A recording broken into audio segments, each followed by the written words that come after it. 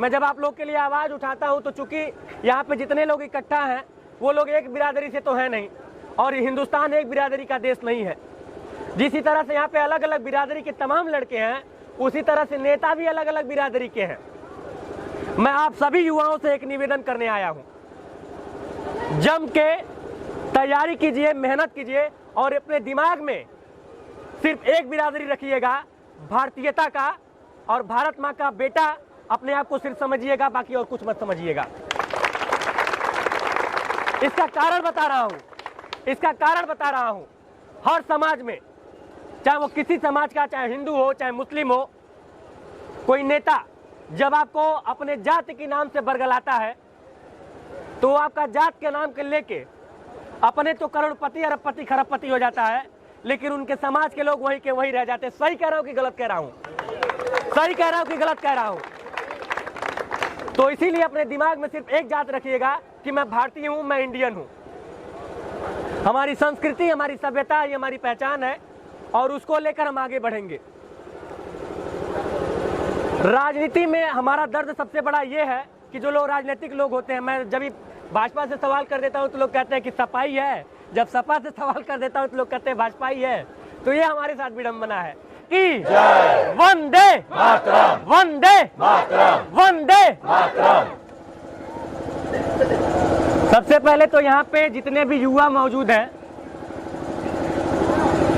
बिट्टू भैया सहित, और सबसे बड़े युवा आप ही हैं, और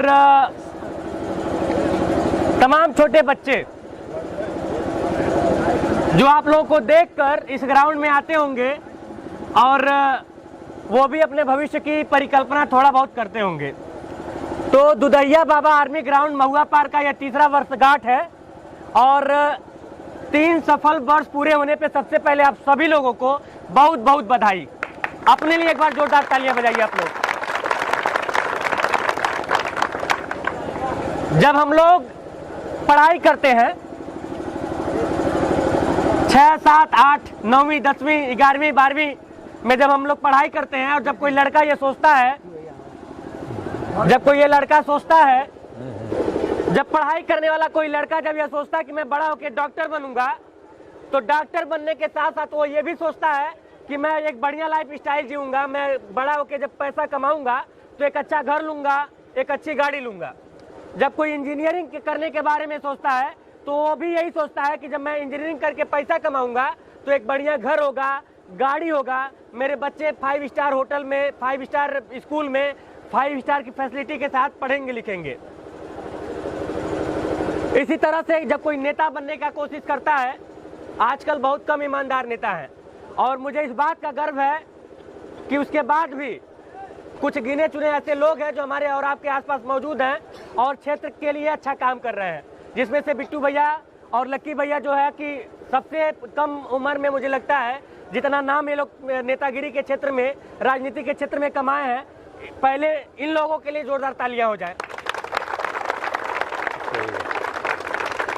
तो मैं बात कर रहा था कि जब हम लोग अलग अलग पेशे के साथ पैसा कमाते हैं और अपने भविष्य के बारे में सोचते हैं तो हमारा ध्यान, हमारा फोकस सिर्फ इस बात पे रहता है कि हम पैसा कमाएंगे तो हम गाड़ी लेंगे, बंगला लेंगे, घर द्वार लेंगे, तरह तरह की सुख सुविधाएं।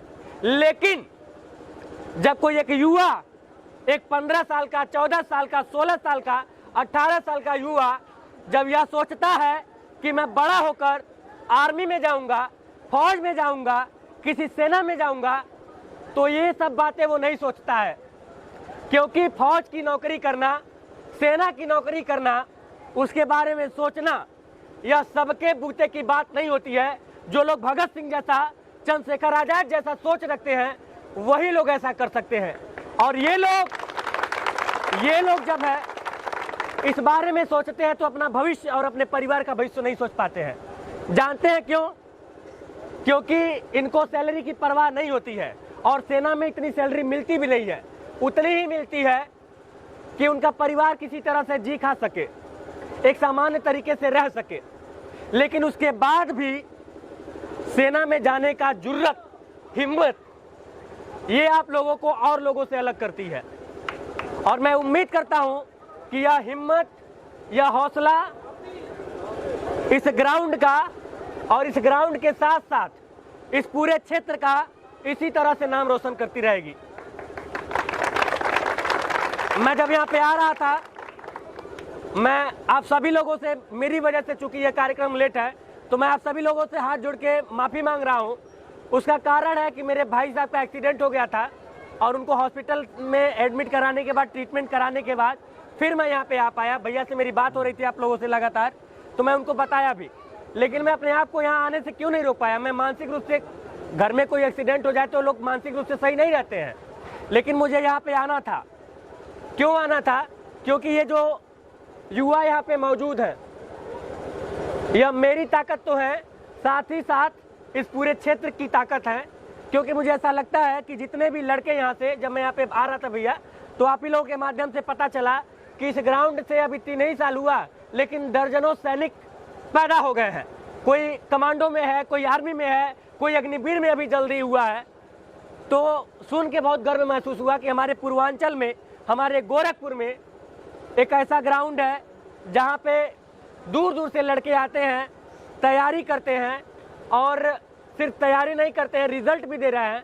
ये अपने आप में बहुत बड़ा गौरव का विषय है।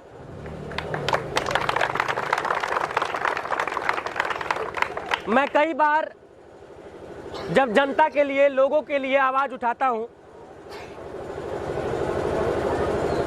तो ये मेरा दर्द है भैया। अभी जो मैं कहने जा रहा हूं वो मेरा दर्द है। मैं जब आप लोग के लिए आवाज उठाता हूं तो चूंकि यहाँ पे जितने लोग इकट्ठा हैं वो लोग एक बिरादरी से तो है नहीं, और हिंदुस्तान एक बिरादरी का देश नहीं है। जिसी तरह से यहाँ पे अलग अलग बिरादरी के तमाम लड़के हैं, उसी तरह से नेता भी अलग अलग बिरादरी के हैं। मैं आप सभी युवाओं से एक निवेदन करने आया हूं, जम के तैयारी कीजिए, मेहनत कीजिए, और अपने दिमाग में सिर्फ एक बिरादरी रखिएगा, भारतीयता का, और भारत माँ का बेटा अपने आप को सिर्फ समझिएगा, बाकी और कुछ मत समझिएगा। इसका कारण बता रहा हूं, हर समाज में, चाहे वो किसी समाज का, चाहे हिंदू हो, चाहे मुस्लिम हो, कोई नेता जब आपको अपने जाति के नाम से बरगलाता है, तो आपका जात के नाम के लेके अपने तो करोड़पति, अरबपति, खरबपति हो जाता है, लेकिन उनके समाज के लोग वहीं के वहीं रह जाते हैं। सही कह रहा हूं कि गलत कह रहा हूं? सही कह रहा हूं कि गलत कह रहा हूं? तो इसीलिए अपने दिमाग में सिर्फ एक जात रखिएगा कि मैं भारतीय हूं, मैं इंडियन हूं। हमारी संस्कृति, हमारी सभ्यता, ये हमारी पहचान है, और उसको लेकर हम आगे बढ़ेंगे।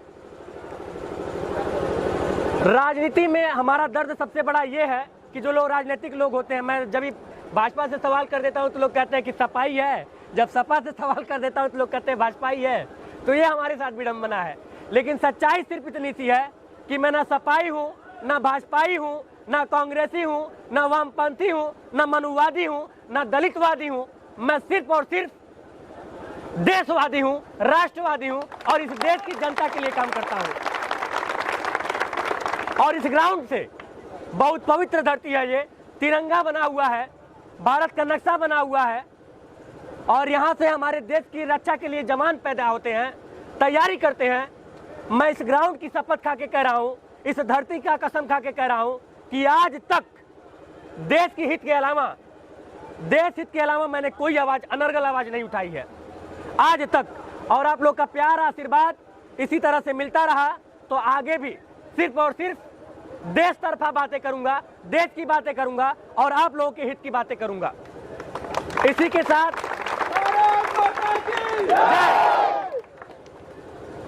के साथ मैं निवेदन कर, मातरम मातरम मातरम जय। इसी के साथ मैं निवेदन करूंगा इस क्षेत्र के